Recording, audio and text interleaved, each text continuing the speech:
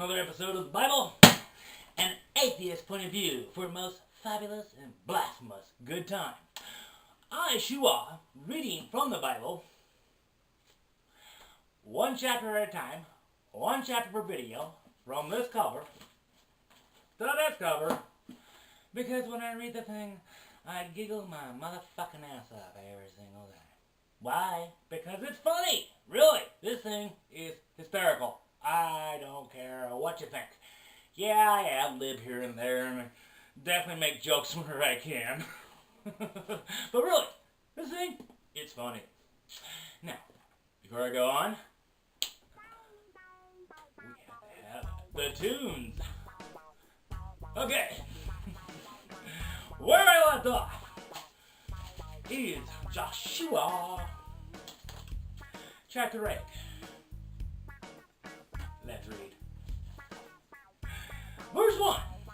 And the Lord said to Joshua, do not fear and do not be dismayed. Because he's not going to do anything, right? Take all the fighting men with you. The fighting men. Everybody wants kung fu fighting.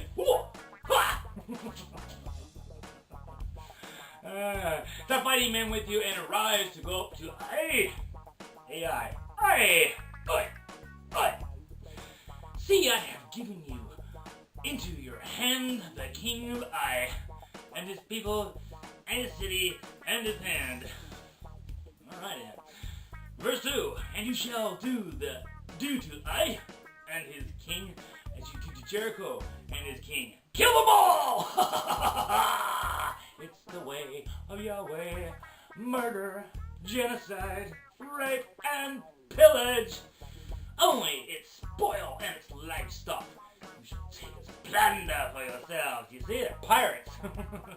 Rape, pillage, and plunder. The pirates like for me. Lay an ambush against the city. Behind it. Behind it? Since when did the city have a rear? Is there parking in it? Verse 3, so Joshua and all fighting men arose to go up to Ai. And Joshua chose 30,000 mighty men of Valor and sent them out by night. 30,000? Yeah, just keep in mind, they also thought they lived to be 1,000 years or something like that. Yeah, I'm sure that's accurate. Verse 4, and he commanded them, behold, you shall lie in ambush against the city, behind it. Not in the front, behind. Get thee behind my city. Do not go very far away from the city, but all of you remain ready. Verse 5, and I and all the people who are with me will approach the city, and when they come out against us, just as before, we shall flee before them. Here they are. Ah! Hi, we're here to fight you out. Goodbye! Verse 6, and they will come out after us until we have drawn them away from the city. Oh, that was the point, to get them out of it. For they will say, they are fleeing from us just as before, so we will flee before them. Flee with fleas.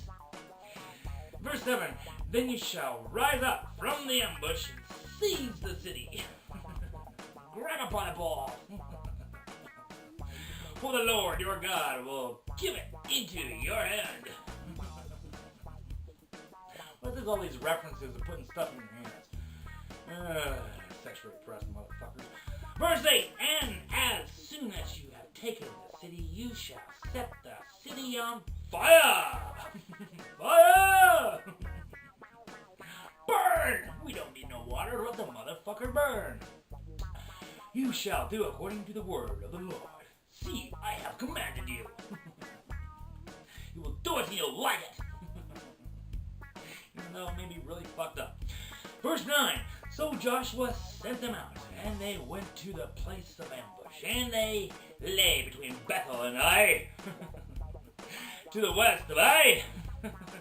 But Joshua spent that night among the people. Do tell. First thing, Joshua arose early in the morning. He set his sundial and mustered the people and went up, he and the elders of Israel, before the people today. Verse 11, and all the fighting men who were with him went up and drew near before the city and encamped on the north side of Ai. The north side? Is that the rear side? Was there parking there? With a ravine between them and Ai. Verse 12, he took about 5,000 men. What, went from 30,000 to 5,000? I told you they can't count for shit. Men, and set them in ambush between Bethel and Ai, to the west of the city. Verse 13, so they stationed the forces, the main encampment that was north of the city, and its rear guard west of the city. But Joshua spent that night in the valley. Well, good for him. He got held up in the hill. Everybody else had to settle for a Motel 6. Verse 14, and as soon as the king of Ai saw this, he and all his people, the men of the city, hurried and went out early to the appointed place, toward the Arabah, them to meet Israel in Bethel. But he did not know that there was an ambush against him behind the city. Motherfucker. Verse 15, and Joshua and all Israel pretended to be beaten before them and fled in the direction of the wilderness. Okay. Verse 16, and so all the people who were in the city were called together to pursue them.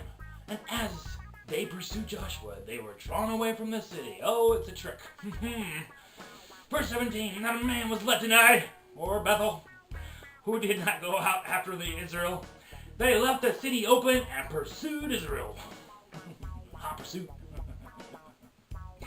Verse 18, then the Lord said to Joshua, stretch out that javelin that is in your hand towards Ai, for I will give it into your hand. That's not a javelin, is it? Come on, that's God dick! He wants to stroke it up and down at a medium pace.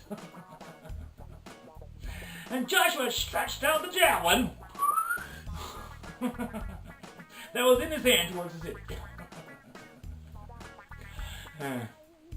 Verse 19, and the men in the ambush rose quickly out of their place, and as soon as he had stretched out his hand, they ran and entered the city and captured it. And they hurried to set the city on fire. Come on, hurry! Come on, douse it! Quick! Gasoline, kerosene, whatever burns! Verse 20, so when the men of Ai looked back, behold, the smoke of the city went up to heaven. Sure, because, you know, that's what the clouds are, right? And they had no power to flee this way or that. This way or that. For the people who fled to the wilderness turned back against the pursuers. And they were fucked. Verse 21.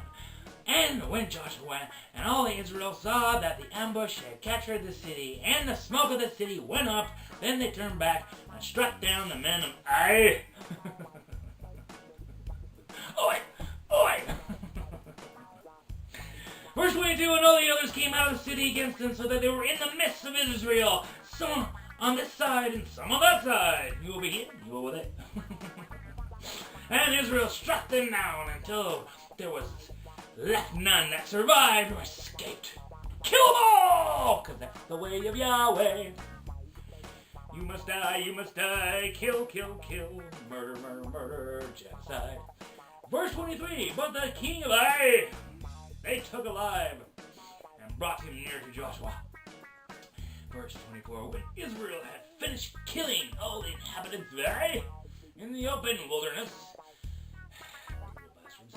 where they pursued them, and all of them to the very last had fallen by the edge of the sword, all Israel returned to Ai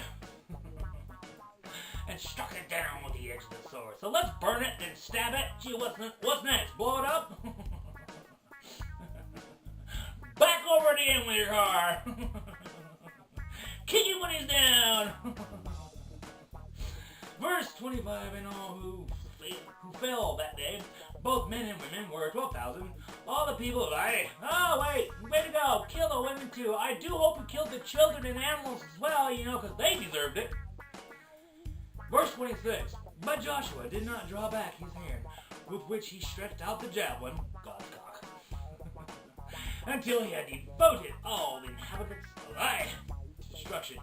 Devoted to destruction. Verse 27, only the livestock and the spoil of that city Israel took it as their plunder. Rape, pillage, and plunder. Aye, a pirate slave for me. According to the word of the Lord that he commanded Joshua. Verse 28, so Joshua burned Ai, made it forever a heap of ruins, that it is to this day. Sure. Verse 29, and he hanged the king of Ai on a tree until evening.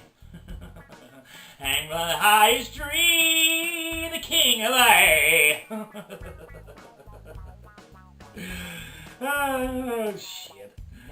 And he hanged it, and the sunset Joshua commanded, and he took his body down from the tree and threw it at the entrance of the gate.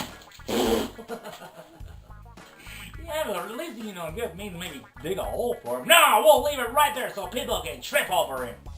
Good point. Of the city, and raised it with a great heap of stones, which stands there to this day. Yeah, it's just covering with rocks. That's a good idea. Verse 30, at that time Joshua built an altar to the Lord, the God of Israel, on Mount Ebal. The God of Israel. For the rest of the world, that's open range. Go ahead and put it whatever God you want in that slot for the rest of the world. At that time, Joshua built an altar to the Lord, the God of Israel, of Mount Ebal. And I know I just read that. Verse 31, just as Moses, the servant of the Lord, had commanded the people of Israel, as it is written in the book of the law of Moses. I broke the book of the law of Moses and the book of the law of one.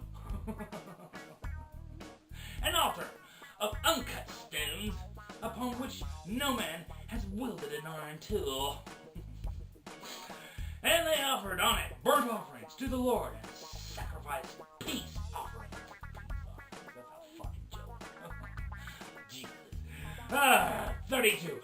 And there, in the presence of the people of Israel, he wrote on the stones a copy of the law of Moses, which he had written.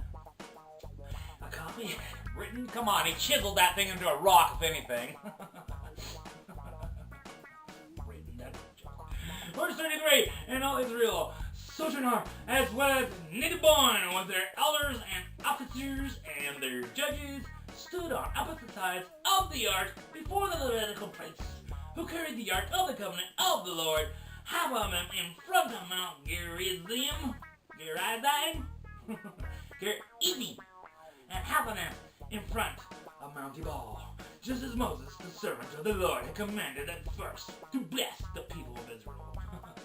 Yeah, he calls it a blessing, the rest of us call it genocide, but hey, we'll call it a blessing. Fuck it. Verse 34, and afterward he read all the words of the law, the lessons, and the curse according to all that is written in the book of the law. Verse 35, there was not a word of all Moses commanded that Joshua did not read before all the assembly of Israel, and the men and the little ones and the sojourners who lived among them. Oops. Well, kids, once again, this has been the Bible and an atheist point of view.